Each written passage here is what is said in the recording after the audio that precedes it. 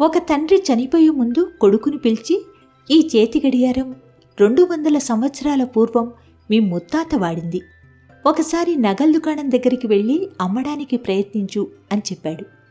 కొడుకు నగల దుకాణం దగ్గరికి తీసుకెళ్లి అమ్మడానికి ప్రయత్నిస్తే ఆ నగల షాప్ అతను, ఇది చాలా పాతది కాబట్టి 150 రూపాయలు ఇవ్వగలం అని చెప్తాడు.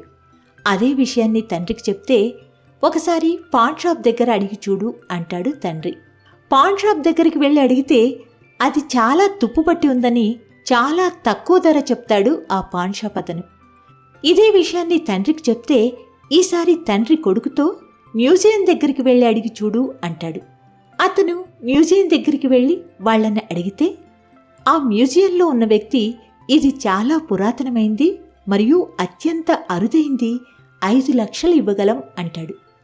అప్పుడు తండ్రి కొడుకుతో, ఈ ప్రపంచం చాలా వైవిధ్యమైంది, నీకు ఎక్కడ విలువ ఉండదో అక్కడ ఉండకు, కానీ వారి మీద కోపగించుకోకు, వారితో వాదించి కూడా ప్రయోజనం ఉండదు, నీకు తగిన విలువ దొరికిన చోట ఉండు అని చెప్తాడు. నిజమే కదా, ఈ ప్రపంచం చాలా వైవిధ్యమైంది. అందరికీ అన్ని చోట్ల ఒకే విలువ గౌరవం ఉండదు. పరిస్థితులను బట్టి, స్థలాన్ని బట్టి మారుతూ ఉంటుంది.